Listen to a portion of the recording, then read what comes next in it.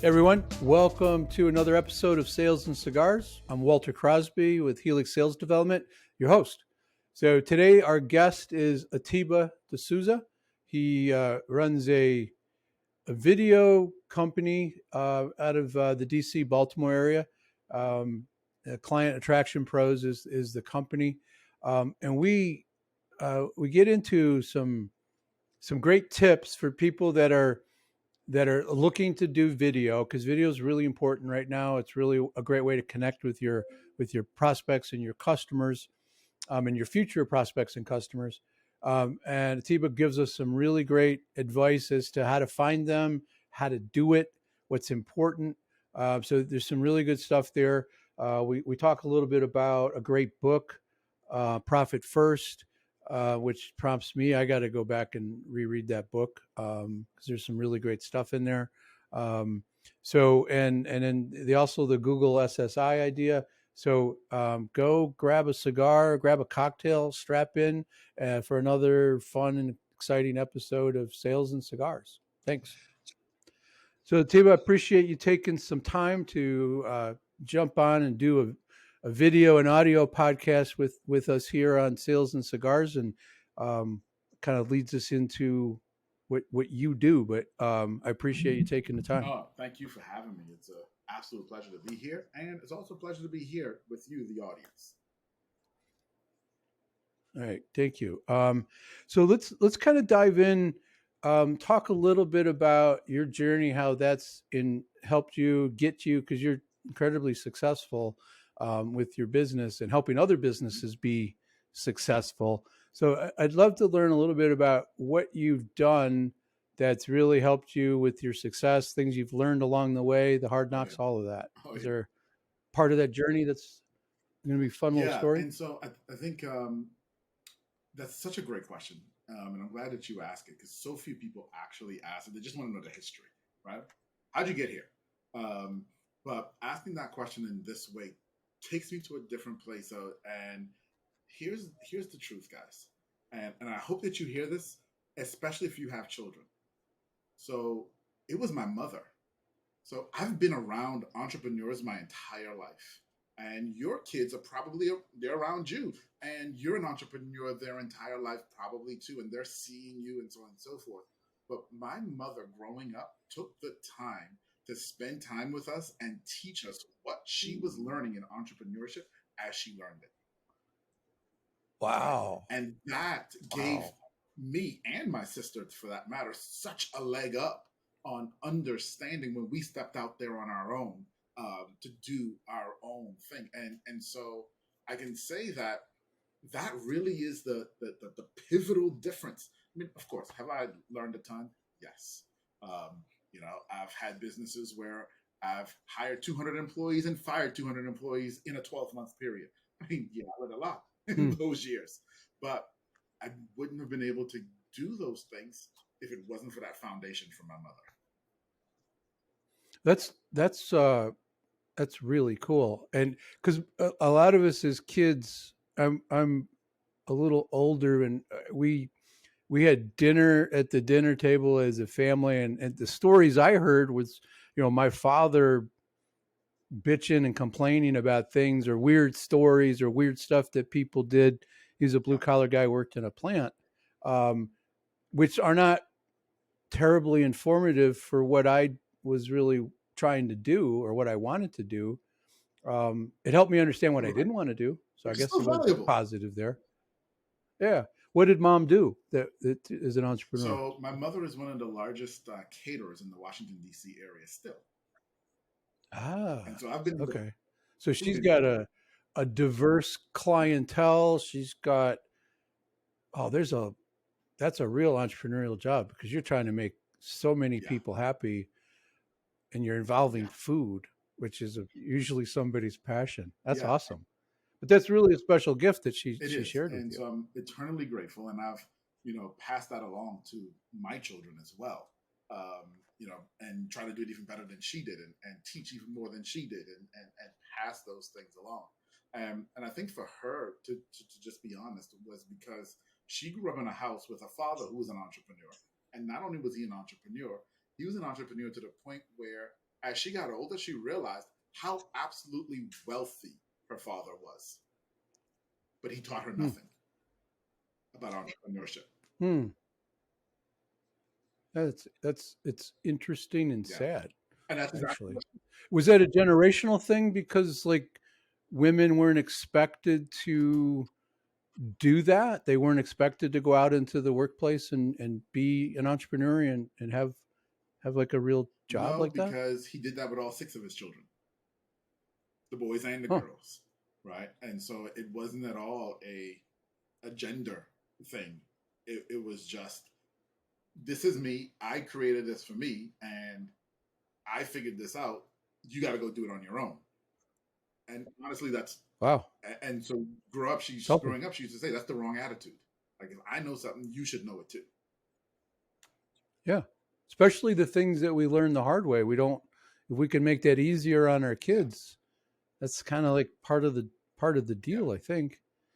But the other thing is that she was also sharing her experiences and she lets you know the good oh and yeah, the bad, right? Because it's not always a as we were talking earlier, it's not always a walk in the no, park no. I mean, running running I a was front and business. center when she went through the IRS audit, right?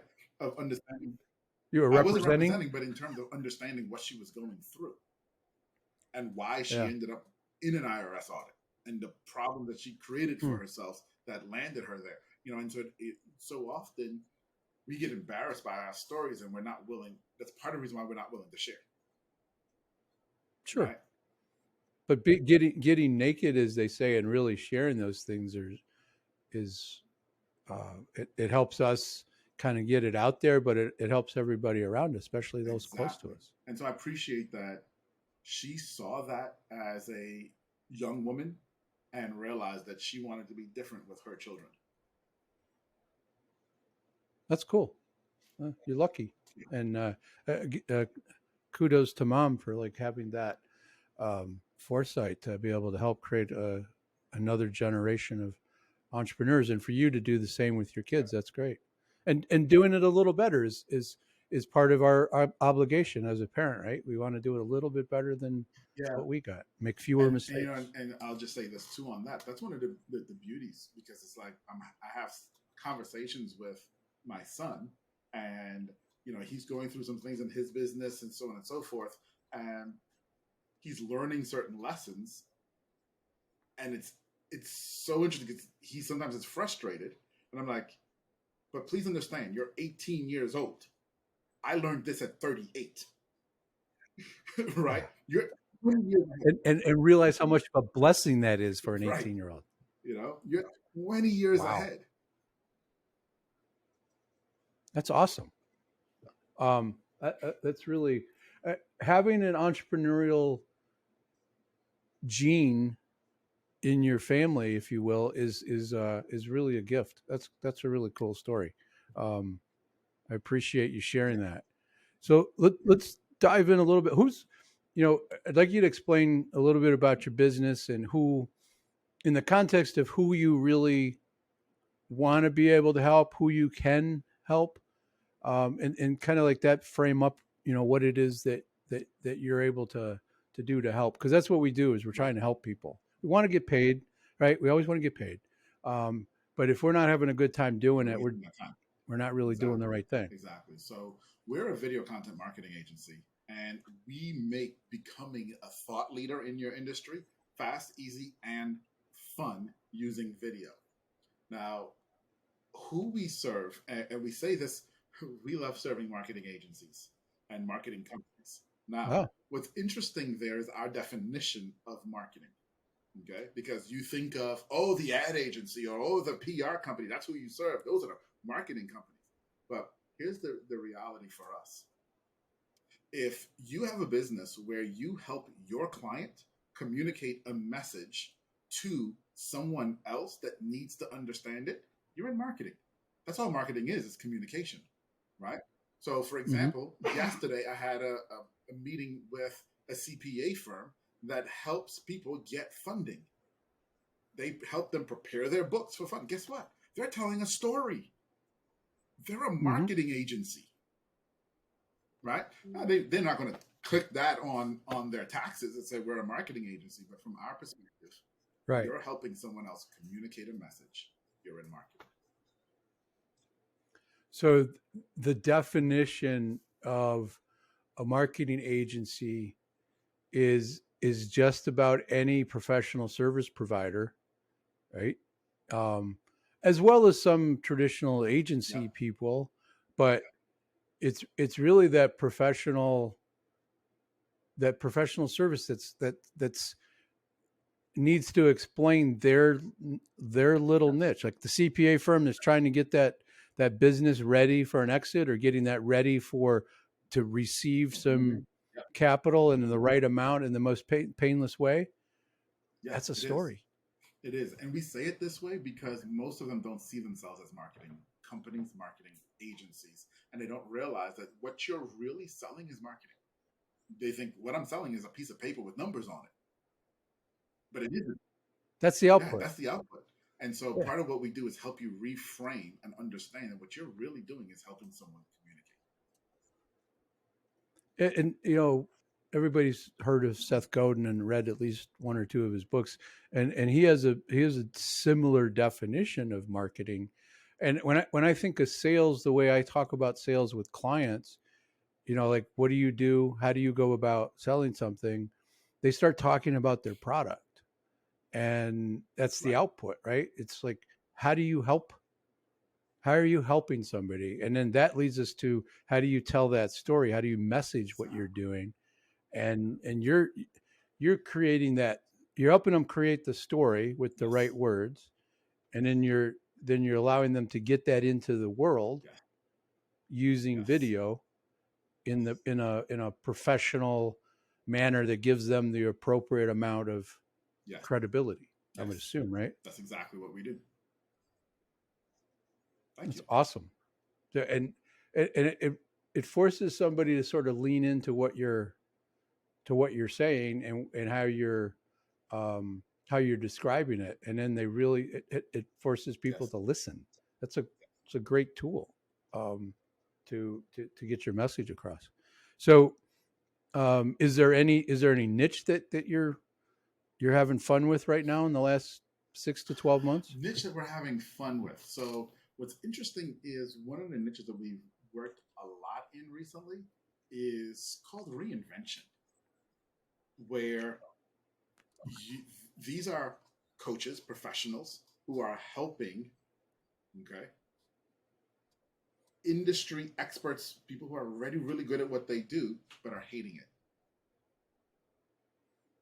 right? Okay. And if you're listening to me and us right now, there are some people who they're high paid, they seem like everything should be great, but they really don't love what they're doing and they want to switch to something else.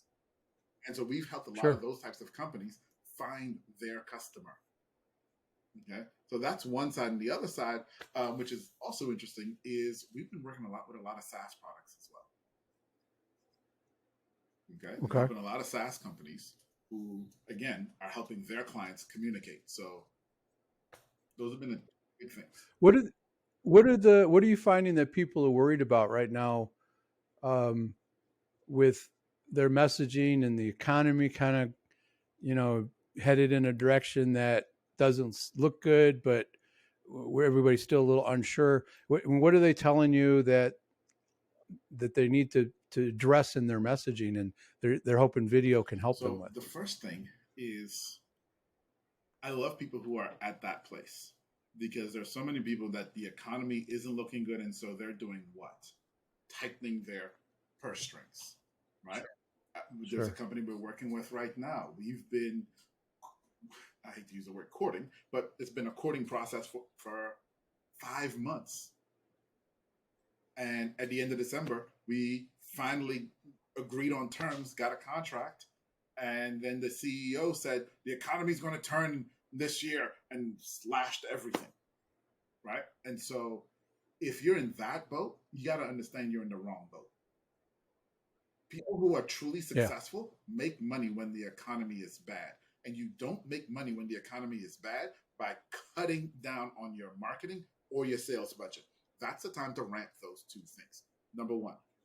Number two, if you are in that boat and you're saying, okay, and to answer your question about what they're worried about, the biggest thing that they're worried about is the fact that are my customers going to slash, act like that CEO I was just talking about and wanting to slash. And that's when we start to get into understanding who your ideal customer is. Is your ideal customer someone who's going to just flail in the wind because the Fed raised the rate by half a point? Okay. Or is your ideal customer somebody who's going to be more like you, that realizes, hey, things are going to get bad. We can hunker down and we can do better now and set ourselves up well. Right. Go take Yeah. market share by by being smart. Uh, by being smart about our marketing dollar, by being part of it.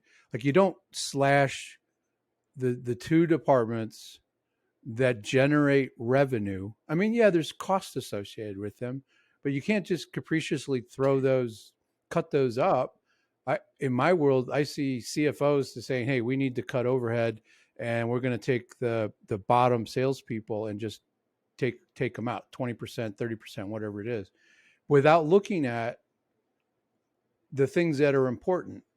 Right? If we're moving forward, what type of marketing is working right now? What type of marketing is going to get to the people that we need to make sure we Yes. stay with us, and which ones can we go Yeah. capture? Those two areas we want to grow and spend more money on. And in sales, if we've got people that have just been sitting there fat, dumb, and happy working on big accounts, they're just taking orders that haven't opened up a new account in 3 years, they're not going to Right. help you in that Nope. economy. And there's a lot of overhead there. So I think being smart and starting to look at those things, like you're saying, like you can't just cut. Where do we need to go? And something tells me that when you guys get with a customer during your onboarding process, you're really trying to understand what it is they're trying to do, why they're trying to do it, making sure that helping them make sure that it's not a dumb idea, right? Without telling them that. Yeah. Um, Fortunately, most of our customers have made enough money that they've passed the stage of dumb ideas, usually. Not always, usually. But one of the other things, too, and I just want to go back and just kind of say this, too, is a lot of reason why. And if you're listening to us right now and you're thinking, man, I know stuff is coming and I've been thinking about cutting, part of why you're there is because you didn't set yourself up for the recession. Listen, recessions are going to come. They come on a clockwork almost. Like you got to know they're going to come, right? And so you got to Yep. set yourself up for them. And the way you do that is by turning your accounting model and becoming a profit first business. Okay. Love it. If you're a profit first business, when you hit a recession, you will be buying your competition, absorbing their clientele instead of folding and going away. Right. Yep. So I wanted to cover that because this is one of the big things that we also see now of why people are successful. All right. So you mentioned profit first type companies. Can we dive into that a little bit more about? I think I know what that means, but let's kind of clarify that for Yeah, everybody. absolutely. So first and foremost, there's a book called Profit First by, I'm probably going to say his last name wrong, but Mike Michalowicz. Okay. Mm-hmm. It's a fantastic book. If you haven't read it, you need to read it. And don't do what I did. So I first read the book, I want to say 2014, 2015. And at the time, I was super upside down in a lot, like drowning in a lot. And I Got it. said, this book is a waste of time. I can't possibly do any of this. Boy, was I wrong, and boy, was that stupid. Okay. But the premise behind the book is very simple. Accounting the way we've been taught it is wrong. We take income and we minus expenses, and whatever's left is called profit. How often is there anything left? Not that often. Okay? Because expenses keep Right. growing and growing and growing, and we're trying to control them, and it's this nightmare of a problem that so many of us as business owners have been in. I reread the book a few years later and wasn't an idiot this time and said, let's do it. Different different mindset. mindset. And the purpose or the premise of that mindset is every dollar that comes in to your business, you're going to take profit out first before you spend anything on anything else. We've gone, Pay yourself. yes, pay yourself first. We've gone even further in our pricing. We put in profit before we figure out the expenses. We say, you know what, on this, we want to make X amount. Right. There we go. It's in. Now let's figure out everything else and figure out what the final price is. And still be mindful of your expenses, but it's a different mindset. Like we're in business to make money, so let's make sure Making that money. we're not taking jobs that are going to be a loser, that we're not setting our stuff up Yes. for failure, and that we pull that profit we've planned for out at the beginning, and then leave the rest to cover the expenses. And so Mike has a, which forces us to be smart about expenses. Does. And Mike has a really great way of teaching it in the book. I can tell you that, speaking about being smart about expenses is one of the things that he covers in the book of, yes, in this, you do have to cut expenses. And he gives you a formula for doing that. And we did it. And it saved us almost $2,000 a month in stuff we were paying for that we didn't need to be paying for. And we don't need to wait till the end of the year to go look at that, or the end of the quarter. We can be analyzing that and be considering that cash on hand, all of that on a regular basis. I mean, that's another thing for a growth organization, is to be thinking about what cash we have to be able to cover growth, because that is going to burn cash. We do need to plan for that as well. But you're right that I have not read that book I usually go back to books, and that's not one I've gone back to. I probably haven't looked at that in a good 5-6 years. So this is a good reminder for me and for everybody to kind of go take a look at that. And I'll put that in the notes as something that people should take a look at. I love that piece of it. So let's talk a little bit about repurposing content. We know we got to do video. We know that we need to be doing video on different platforms of social media. So, like, is there a strategy around that? Tactics? How would you look at that? So there's tons of strategy around this. And I'm going to give you a really, really simple way to start. So number one, if you're not creating video, you need to create video. Video, there's nothing that will connect with your customer faster, easier, and at a deeper level than video. Period. Dot. No type of content you can create. So that's number one. So you've got to create video. Now you've created that video. And maybe it's a long form video. And what I mean by long form is anything over a minute is now considered long form. Right? Yeah. Well, really? Yeah. So if it's 3 minutes, 15 minutes, an hour, that's all considered long form now. So you've created long form video. You're going to take that long form video, you're going to put it on YouTube. Okay. Then the next thing you're going to ask, and this is very, very key and crucial, where is my ideal customer spending most of their time on social platforms? So which one? Are they on Facebook? Are they on LinkedIn? Heck, are they on TikTok for that matter? Where are they spending the majority of their time? So we have the long form video on YouTube. Yeah. And that's because that's a great search engine and people can go there. Yes. There's immense value to why YouTube. Okay. And it's easy to do. You just put it there and you're done. Right? There's no maintenance of it beyond that. Then you look at the platform. So now let's say your platform is, and for most of us in sales especially, we may be looking at B2B. And so our platform might be LinkedIn. That's where our audience is. Great. LinkedIn loves long form video. So we can take that same video, go post it on LinkedIn. And what's the max on LinkedIn in your opinion as to the length of time somebody will spend with the video, if if it's a topic they're interested in. LinkedIn, and that's one of the, we just had a conversation about this morning. As we were looking at statistics and stuff about the different social platforms with my social media team. And people will easily spend 45 minutes on one post on LinkedIn. People go to LinkedIn Really? to consume information. It's not the flick of Instagram or Twitter. It's a slow scroll. It's, oh, look at this. It's 37 pages. Let me thumb through all 37 pages. It's the only platform that will allow you to do that with a user and build that type of connection. Okay.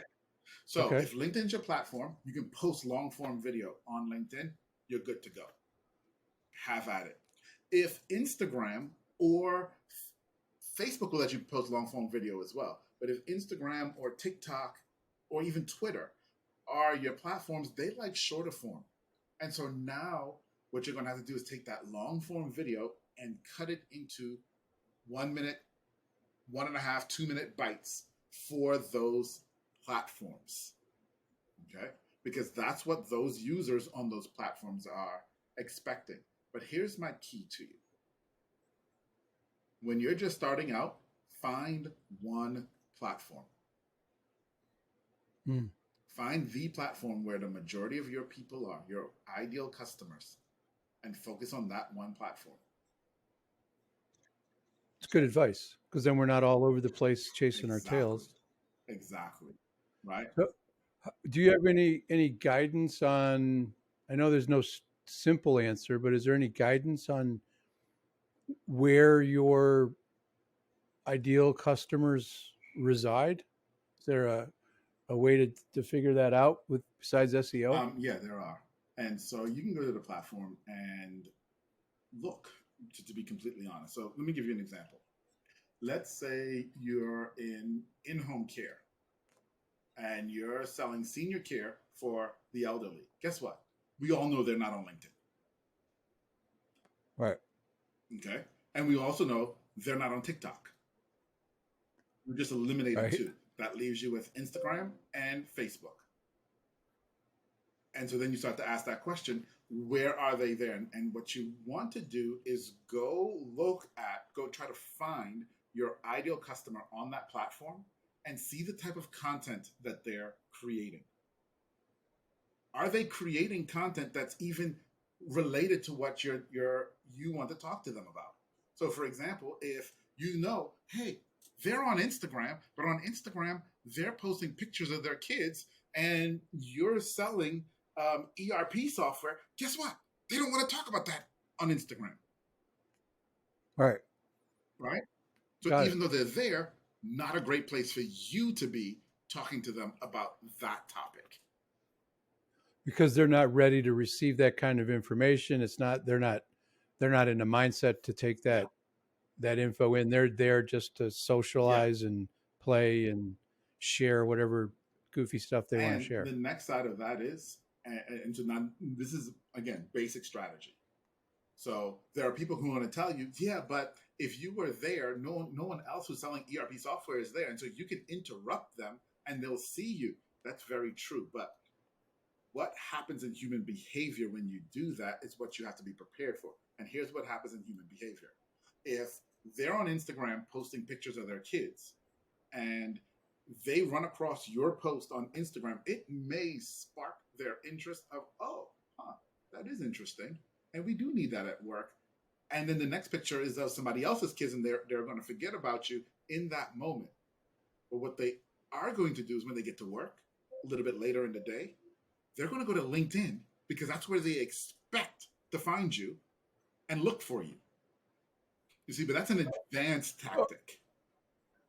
Sure. But they've already experienced you at some level on the other site, and if they come across you, even if they don't go look for you, if they come across you, it's another view, it's another touch, it's something else and there's more familiarity. Absolutely. But if if you don't have a great presence on the primary platform where they expect to find you, and you go interrupt them on a secondary platform, When they go to the primary platform and don't see you show up strong there, they write you off. Yeah, you've lost your credibility and your ability to grab their attention Which is long why you term. start with one. Makes sense. You get that one right before you move on to others. And so when you're structuring your engagements with a customer, that's your focus typically is to help um, give them that structure and that infrastructure, if you will, because this audience is mostly Mm-hmm. B2B people. So they're going to want to have a strong LinkedIn profile. They're going to want to um, engage with LinkedIn on a Yep. consistent basis, post articles, video, shares, likes, comments.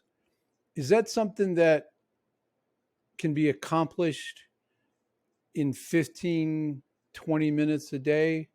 Or is that something that takes hours? I mean, what's your advice there, coming from somebody that can actually help somebody with that? So can I just be honest with you and tell you it takes my staff 15, 20 minutes a day? So Yeah. yeah, it can. The thing about it is you have to be deliberate. Um, it's easy to get on social media and get sucked into stuff, even on LinkedIn, to get sucked into stuff. Okay? Mm-hmm. Um, and that's the problem of why it takes hours and hours and hours. But if you know, hey, I'm going to go post on LinkedIn, number one, take the time to consider what you're posting before it's time to post it. Right. So Get all that ready in get it ready advance. in advance, plan it out in advance. So at least you, when it's time to post it on Wednesday, you know, this is what I'm posting today. It's just a copy and paste, and you go post it. You go post it, then go to your feed, especially on LinkedIn. You go to your feed and you're going to scroll through your feed for 5, 10 minutes. And in 5, 10 minutes, you're going to see 50 posts. Like them. There are Mm-hmm. going to be some that you're like, oh man, that's a really great point. Share it and share it with a comment. Man, this dude or lady just made this really great Right. point. Y'all got to see this. Share it. There'll be some other posts that you see and it makes you want to comment. And one of the things that I see a lot of people struggle with is like, I got to engage. And they sit there. I mean, even my staff does this. And they sit there and they're looking at a post and they're like, what do I say? I don't know what to say. Well, guess what? If you don't know what to say, you probably shouldn't say anything. Move on to the next post. Right. Right. Right? It's better not to say anything than to say something that puts your foot in your mouth or isn't Right. productive. And that's a really good thing. If you can't come up with something in a very short period Move of on. time, move on to because the feed is there. You can keep Yes. going. Um, so doing that daily, a couple times a week. What Consistency is what do you key. think? So we're going to tell you that you really want to do that daily, right? 5 days a week. You can take the weekends off. It's LinkedIn. They're fine with that. Although we have seen there is great engagement on Saturday mornings on LinkedIn. Yeah, I've noticed that. So if you can do the Saturday morning as well, do it, right? But you definitely want to do the Monday through Friday. Um, spend that 15, 20 minutes and just go through, comment, like, share some stuff, post your post. Be consistent. Be consistent. LinkedIn is the only platform that has this thing called the SSI score, where they'll actually tell you, and you can just Google it, LinkedIn SSI score. Okay, just Google that, and they will tell you, it's a score that tells you how they view your profile. They they tell Okay. you your profile is this or that. They're the only platform, and not only they tell you on it's kind of backwards because you want to get into the top 1% of people in your industry. So if you have a really high number, that's bad. You want to be in the top Got it. 1%. Okay. And they then tell you, here's how you do it. Here's what we're evaluating you by. Because they want you to engage in the manner that their systems, their algorithms Yeah. help you to be successful, to get better engagement, so you show up more often everybody Right. creates wins, right? That's what they're really Yeah. trying to do. I've noticed that on Saturday mornings, and it doesn't matter if it's like 7 o'clock or 10 o'clock, if I post something that is more Mm-hmm. personal, like I did one the other day where it was me.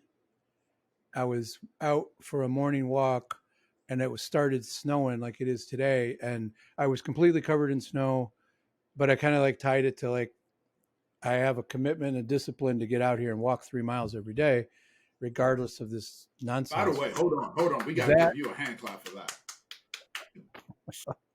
well, I appreciate that, but that that picture of me looking into the camera, that picture of me being personal and authentic, got so much engagement, so much more engagement than normal. But it was early on a Saturday morning. I dropped Yeah. that like I think it was like 7:45 in the morning, and it it's weird. I don't know. I think it's weird that that kind of thing mixed in to your more professional, business oriented posts, ads makes you interesting. Maybe I don't know what So the Walter, reason is, it but isn't weird. Here's why, and you know this. Okay, people do business with people they know, like, and trust. Right. sure. Well, And that just gives you that. That's why video is good, exactly. right? Same reason. It gives you that, Yeah. number one, and number two. The other side of that is we're moving away from the overproduced, over professional looking stuff. People want to connect with you for real, which is why I tell people all the time the best tool that you have for creating video and content is this thing right here, your phone. You don't need expensive Yeah. cameras. You don't need super fancy lighting. You don't need all of that stuff because they want to know that they're connecting with you directly. And this level can do that. So just like just your iPhone on a holding it out in front of you, or and that's what I did with that picture. It was just me standing in the snow, holding my picture out, holding the camera out, um, and those are and that helps you do it Yep. short too, right? That keeping you in that 60 to Yep. 90-second range, because you're not going to sit there all day Right. talking like that. Yeah.